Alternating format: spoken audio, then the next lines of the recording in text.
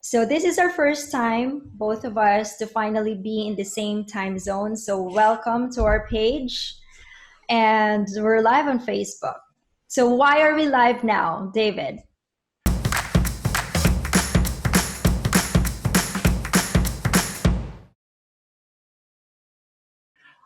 Well, not to overstate what's in the news and everybody's mind is the coronavirus that's going around right now, and we're hearing a lot from friends and family and even our clients, and that they are a lot of them for the first time moving from working from an office environment to either self-selecting to work from home or being coerced into working from home, for lack of a better word. A lot of employers are encouraging their staff to stay home and work remotely if that's possible for what they do. I've got a lot of friends who run their own businesses, and they're deciding to pare down as much as they can of their office staff and having as many people working from home. And for a lot of people, it's their very first time doing that. Other than maybe phoning it in every now and then when they're homesick and trying to still be productive. But we're looking right now at days, weeks, potentially months of this type of an environment. So yeah, here in the Philippines, we're under right now what's called enhanced community quarantine, which means that basically we're stuck at home. Which actually is not unusual for us, because when it's work day, it's work week, we're just really staying at home and working. So it's not unusual for us to really stay at home. But, knowing that we are really need to stay at home because of everything that's going on, we thought about sharing how do we keep being productive and being efficient. Maximize right? our productivity. Absolutely. Yeah. So having that said, we want to share with you 3 ways to stay efficient and productive when working from home. Number 1, I think this is important actually. For me, this is really important because it just boosts my energy. So 1 is set a work schedule. I guess it is tough when you are a mom like me, especially now that the kids are home, no school. So it's kind of like messed up my schedule. But then again, I really make it a point that I do have a schedule that I follow. So, when you wake up, you tend to, you get your kids situated. You have a cup of coffee, we talk, we share ideas, just, talking about what's our plan for today and all of that. And then, just, put a calendar, put in your calendar the task that you need to do for today. If you can't yet, if it's something new for you to set a work schedule, then at least for that particular day, you have something to work on, and it feels great. And for me, it's kind of like fulfilling when I see my to-do list. I've got a notebook. Actually, I'm an old school. I've got some things like here, just to mark some important notes that I do have. I feel great to know that I kind of like, I would list tons of things that I need to do each day, and it feels great every time I see it, that everything is kind of like ticked off. And I would put in my calendar, I also have this. I'm an old school. I know there's Google Calendar, you've got calendar on your phone, but I also have this on my desk. And aside from having Google Calendar, setting everything there, just to give me a reminder on my phone every time, I have a meeting with a client or I need to do something, it is also here. But every time I'm working at my desk, I can also see it without looking on my phone or checking my Google Calendar.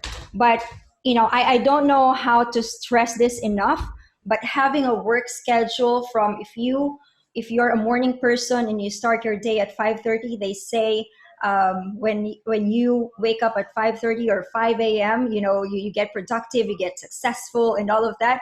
But again, for me, my stand in that saying is that you become productive when there's a certain, how do you call that, there's a certain time of the day that you get productive, Yeah. whether it's at 5 a.m. or at 9 a.m. or at 2 p.m.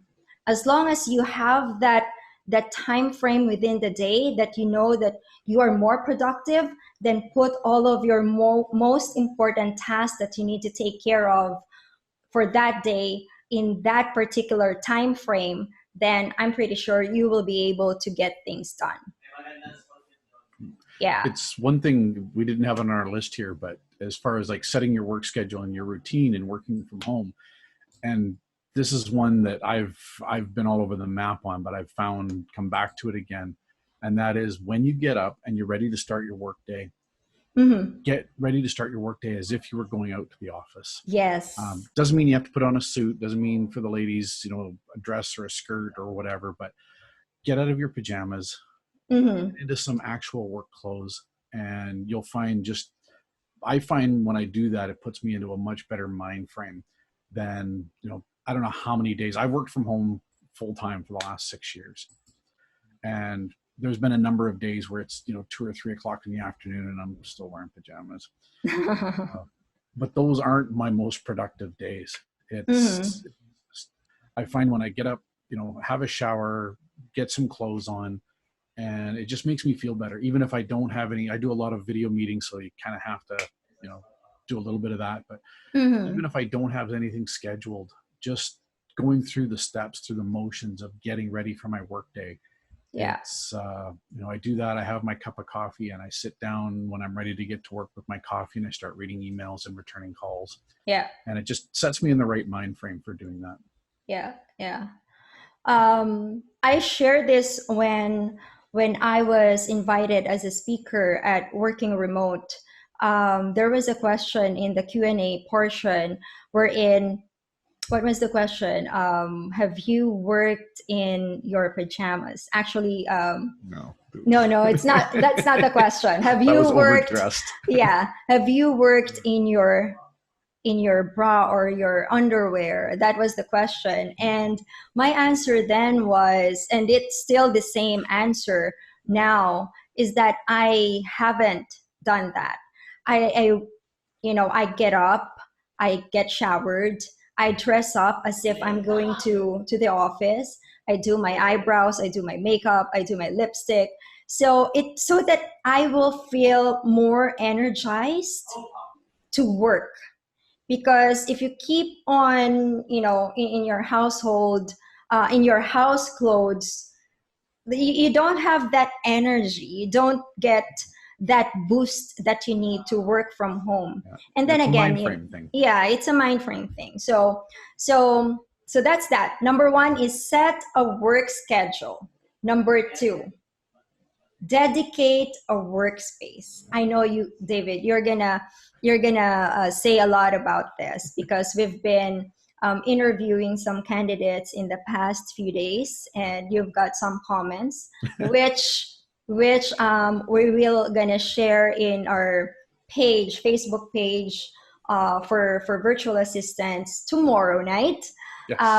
Yes. So number 2 is dedicate a workspace.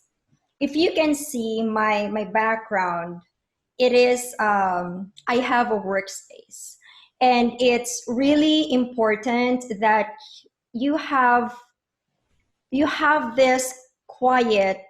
Well, it's not always quiet here at home, especially if the kids are here, but you need to have to set a workspace so that you'll feel like you're working in an office.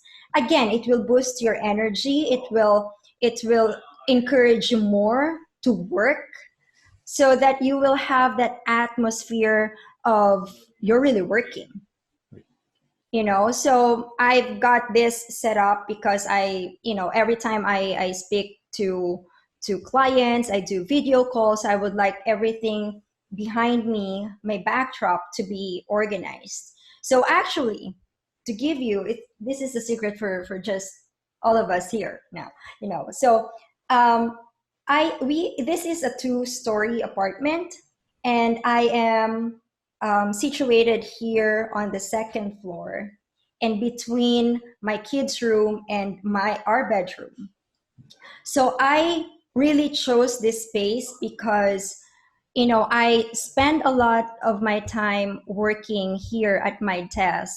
So I would know when are my kids awake? Will they go out? I still have that knowing where my kids are. So, but then again, when they know that I have a meeting, they start to crawl here just so they're not going to see in the background. So, things like that. You need to have a dedicated workspace at home. It's for people that don't routinely work from home or regularly work from home. It's easier, I think, for us who work from home full time that have made that decision. Right.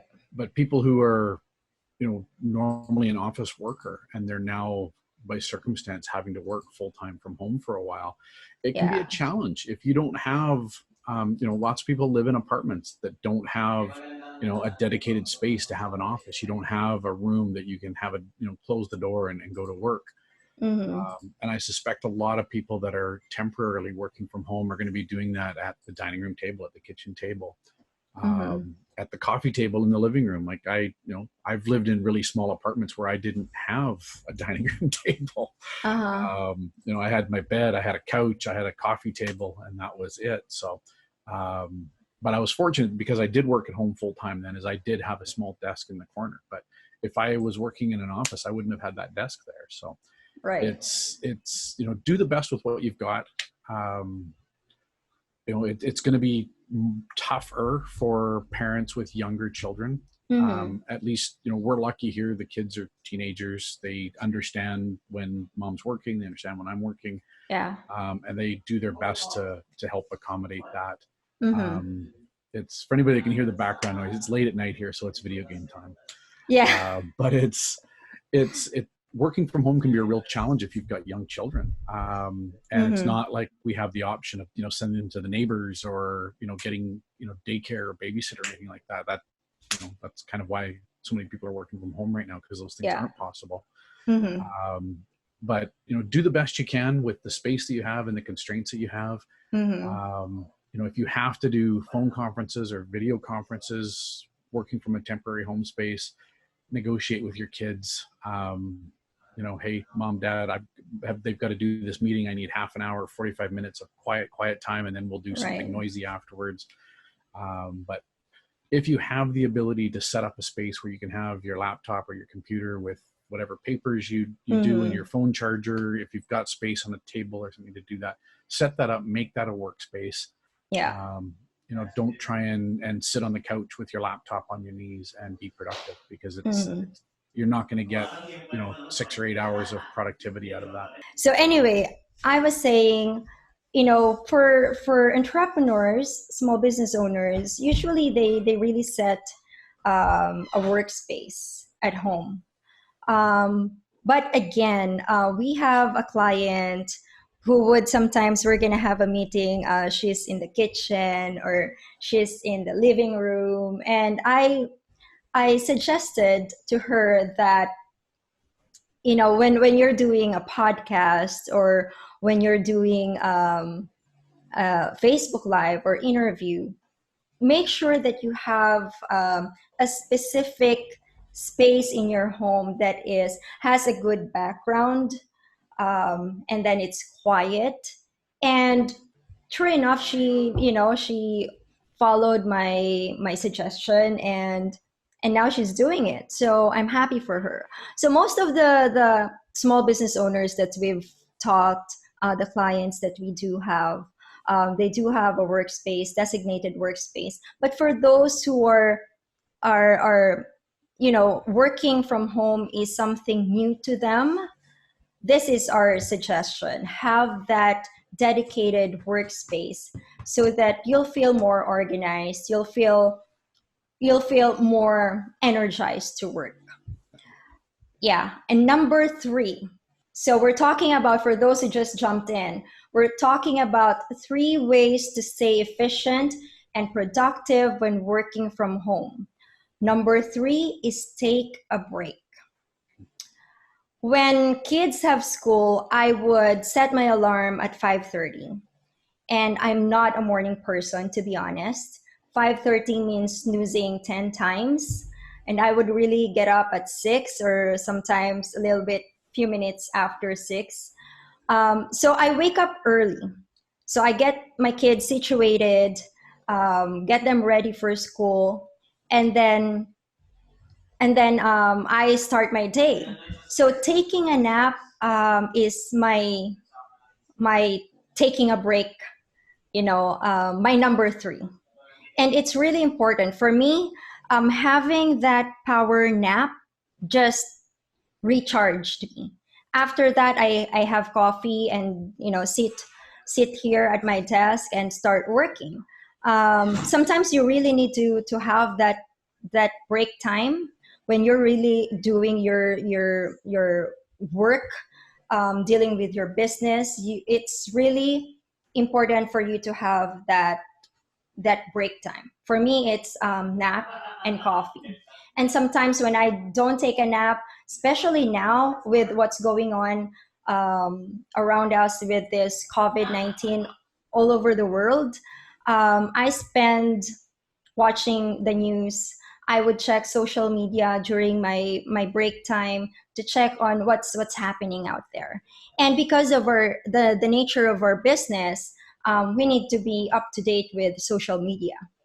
So yeah, that's our number 3. Would you like to add something to that? It's not necessarily under the take a break thing, but make sure that, especially if you're normally working in an office environment where you're working and around other people, the biggest thing that is going to feel different with trying to work from home is that lack of, I don't know what the right word of it, just that social integration, the water cooler talk, for lack of a better description. And don't feel that working from home means you can't have those sorts of interactions. And in the next part here, we're going to talk about some software tools that we use to be really effective working from home. And you can do Facebook Messenger, you can pick up your cell phone and call people, or do the messenger video, whatever it is. But make sure that you keep those conversations and keep those lines of communication open with your manager, or with the people that you're managing, with your peers, your coworkers. Set some time in your day, maybe coordinate, set appointments for when you can have conversations and interactions with those people, because if that's a normal part of your work day, you don't want to take that away if you can avoid it, because it's working from home. If you're doing it just now because of the circumstances that are going on, it's already stressful enough. And if you can keep some normalcy in what you're doing, I really encourage you to try and keep those conversations and that going on a daily basis. Do those things every day.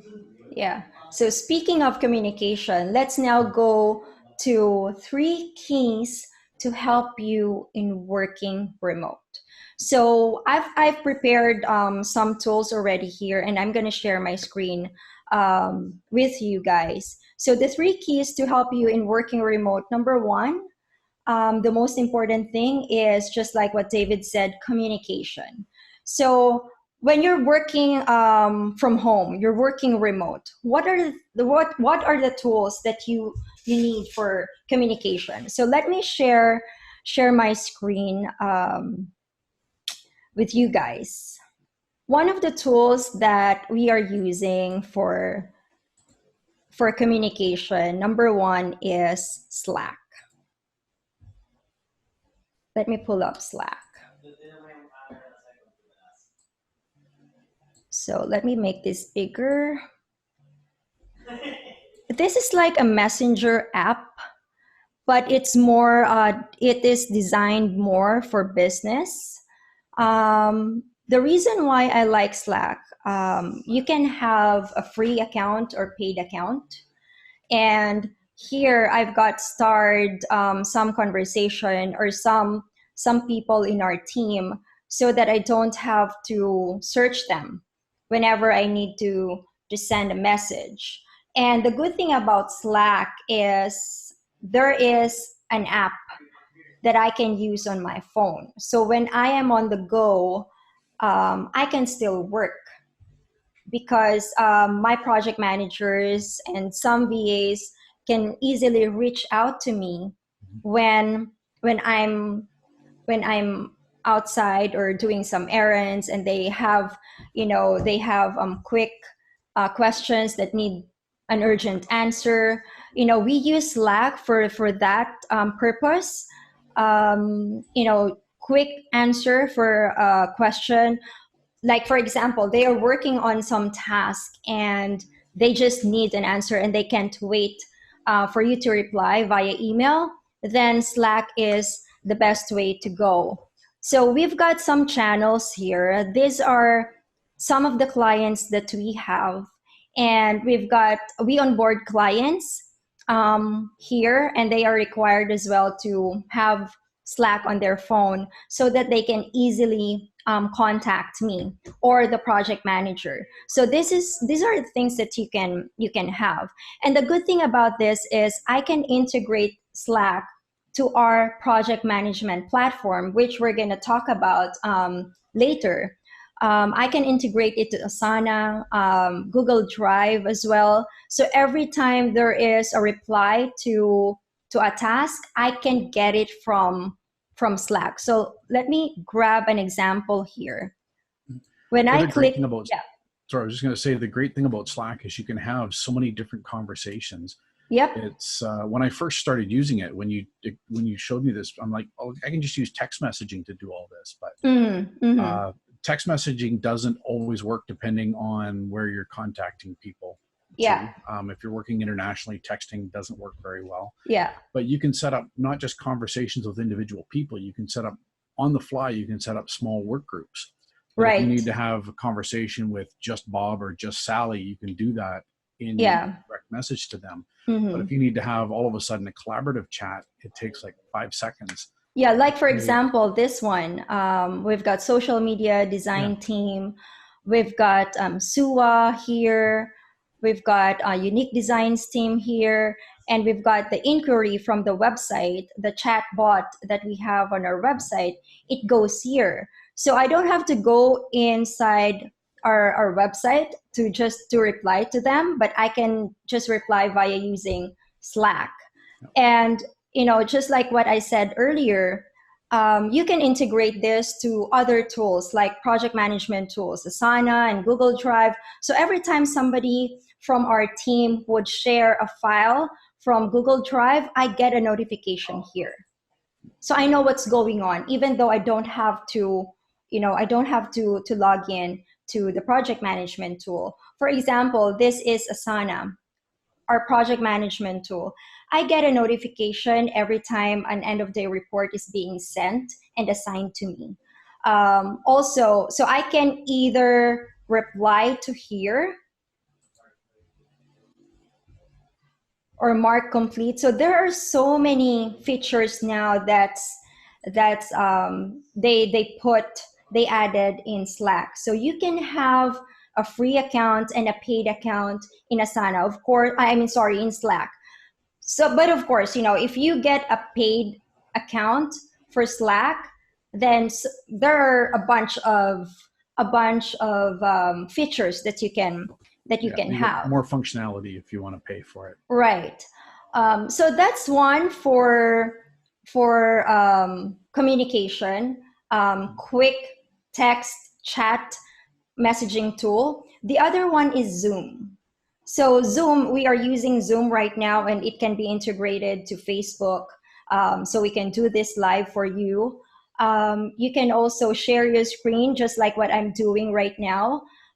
You can also use this to give instruction to your team members. So for example, you've got some edits on your website, or whatever type of edits, whether it's a design for a PDF, a presentation, or for your website, you can easily just log into your Zoom and then share your screen, speak, record it, and then send the file to to your team. We use Zoom as well when we do our podcast because it strips out the audio. So it's easy. We've got video, we've got audio, so we can easily send the MP3 file, the audio file to our podcast team. And then if you want to use this video for other purposes, for example, for YouTube videos, then you already have that. You don't have to jump from one tool to another just to have the audio and the video. And besides, I've been using Zoom for quite some time already. I think since they launched Zoom, I'm already using it. And my experience is really good with Zoom because it has a stable connection. With the internet connection we have here in the Philippines, it's unpredictable. Sometimes you have a good connection, sometimes you've got a bad connection, but with using Zoom and having a meeting with the client, a video call with the client, I just have clear audio, crystal clear video. The connection is very stable. So that's number one. Keys to help you in working remote. Number one is have a communication with your team using Slack or Zoom. That is what we are using. Those are the tools that we are using here at Great Work Online. So might as well check them out. Number two, when you're giving instructions or guidelines, just like what I said, when you have an edit for whatever design or you have an edit for your website, I'm using Jing. This is a TechSmith tool. This is a free tool. I have this for, I don't know, when I started doing virtual assistants in 2009, I've been using this. And I don't know if you can see, I hope you can see my screen at the top corner, right corner. That is the tool for Jing. So this is just, you can take a screenshot of your screen of your desktop, or you can also record a 5-minute audio and screen share. Yeah. There's no video. Jing is so, once you've got it installed, yeah. It took me a little longer than it probably should to get it actually installed and running, but now that it's there, I use this all the time for doing quick little explainer videos. Right. So if I've got a client that I'm working with and I need them to go over some documents, I'll do a quick video in Jing just showing them, because I can move around, I can zoom in on the screen that I want to highlight. Yeah. Do quick little explainer videos for them and just saying, hey, you need to sign here, you need to sign here, you need to sign here. Right. And it's so much easier than just sending them a document and having them trying to figure out where they have to attach their electronic signature. Yeah. Let me show you how it works. I just click on the X. I don't know if you can still see it. You can see the targeting there. Yeah. Yeah. So for example, there, I just capture the image of the screen. So for whatever you would like to capture, and then click capture an image. And this will show. And now you can, for example, I need an edit to this one.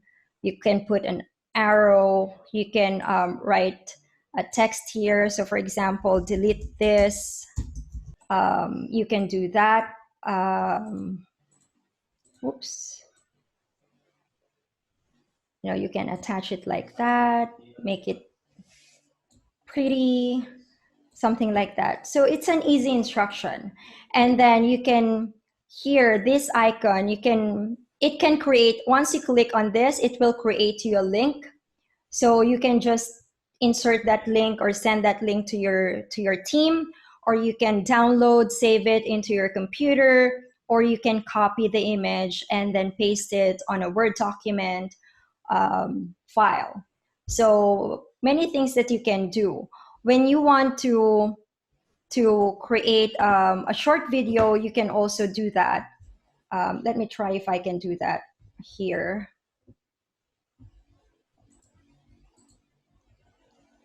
The nice thing about it with Jing is you don't have to save the files to your computer and then be Uh-huh. emailing this, multi-megabyte thing. Yeah, because it has its own Its own folder. cloud Yes. saving, and you just send a link and they go to the TechSmith through their technology to actually watch these little videos. Right. And then also if you want to capture your entire page, like for this one, for example, you want to capture up to here, then this is what I discovered. Full page screen capture. This is a Chrome extension. So the icon is here. All you have to do is install it in your Chrome. And then once you click on this, this is what's going to happen. I just click on the icon. Let's wait for it. So I think it captured already, and it's gonna give me show up a pop-up, and then all I have to do is save it, and then I open it as a PDF. So there are options here if you want to save it as a PNG file or a PDF file. So what would I do if I capture the entire page? I save it as a PDF file, and then through PDF, I just put in the arrows, my edit instruction, and all of that. It's a much cleaner way to get a screen capture of an entire page that covers more than just your screen. Yeah, especially if you're working with a design team and a web developer team, you just have to send those and they're gonna do all the edits. Yeah. Another one for giving instructions and guidelines. Recently, I discovered Project Huddle. So this is something that it's kind of techy because there is a code involved, which you need to send that codes to your web developer guy. And then once it is installed on the page that you guys are working on and you're still developing it, then you will be able to see something like this on the live page. So for example, this is your live page. You can easily, once you install the codes on the page, you will see an icon, something like this. There you go. If you can see my mouse, you're gonna see this icon at it's movable. The default, I think, is it's going to show up at the bottom right corner of your page. So once you see that, that means the code install was successful. And now you can just click on whatever page that you need to have edited, something like this. So the web developer guy will know, all right, number one, this is what needs to get done. And then you just put your instruction, and the web developer guy will leave a comment.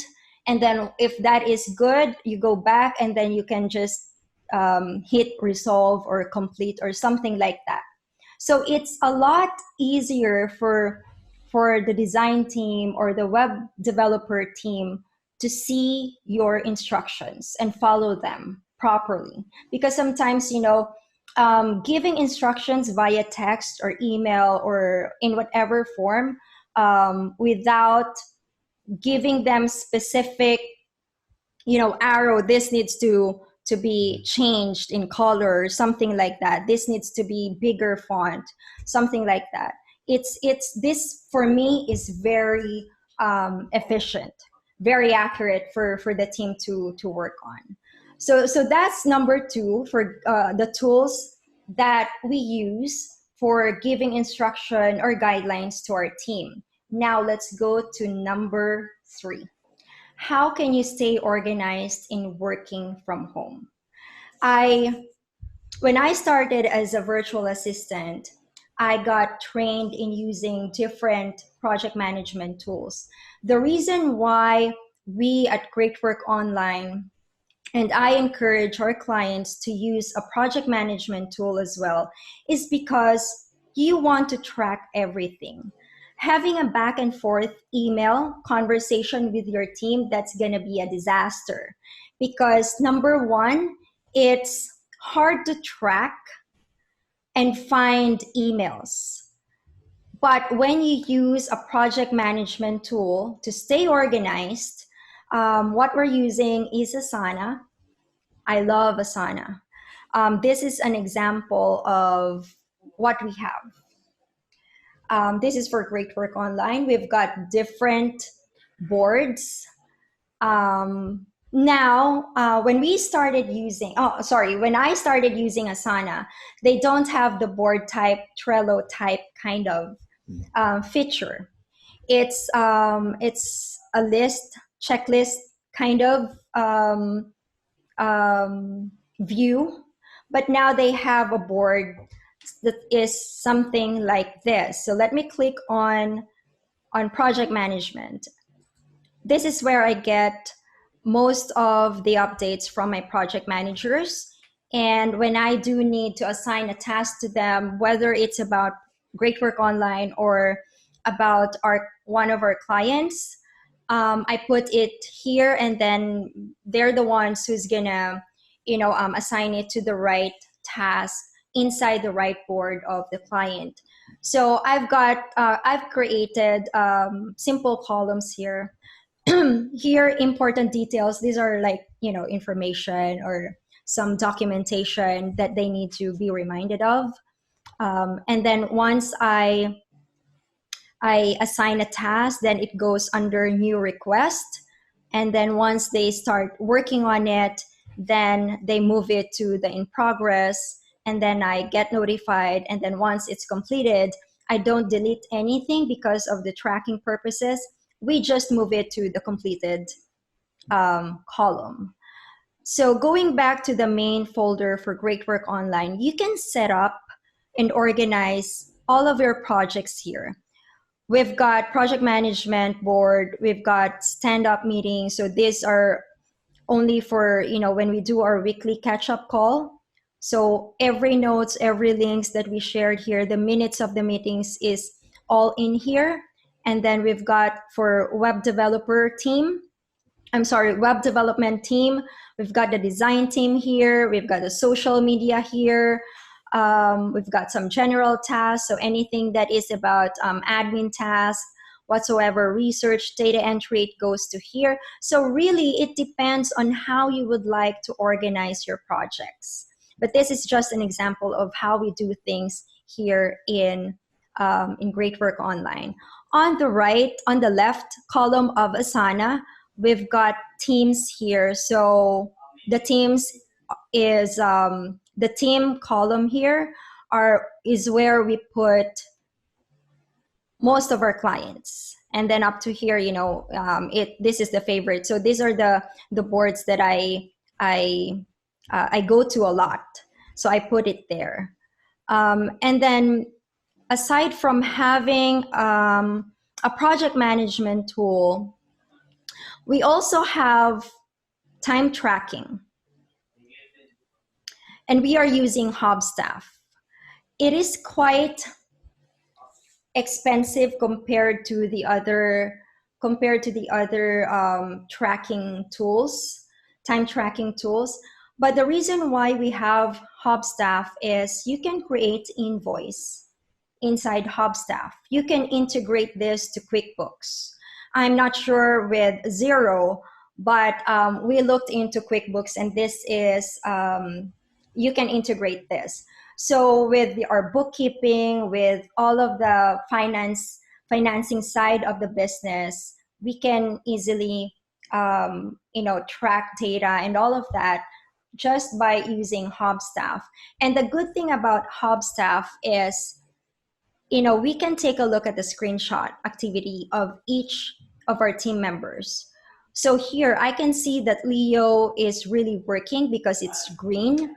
So this means, the mouse is moving, the keyboard is has some activity there. And when it's idle, it's red or orange.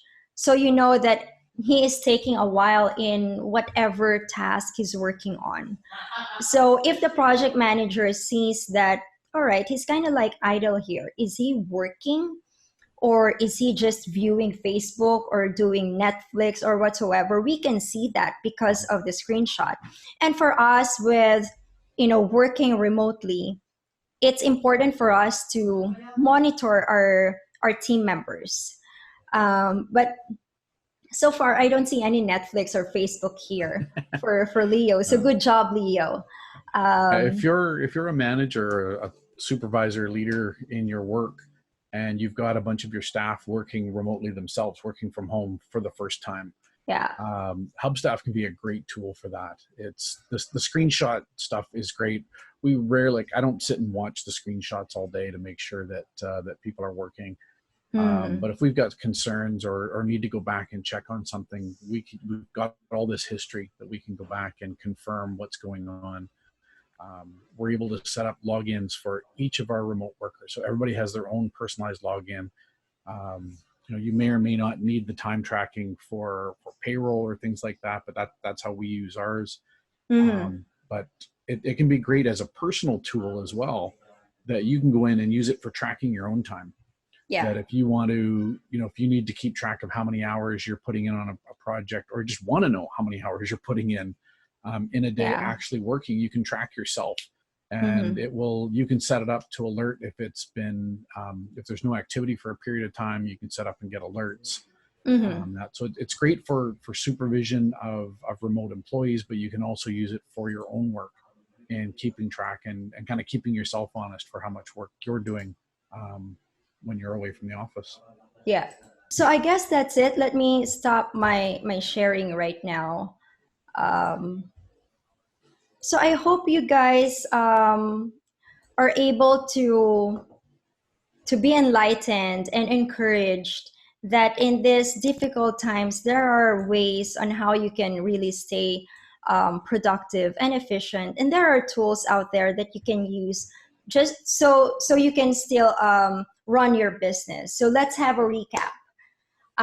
The 3 ways to stay efficient and productive when working from home is: number 1, set a work schedule. Number 2, dedicate a workspace. Number 3, take a break, whether it's just for a walk or whether it's just for coffee or whatever type of break you need. You need that. You need to take a break so that you'll be able to recharge and have better decision to make. And then aside from that, of course, you need some tools to help you stay productive.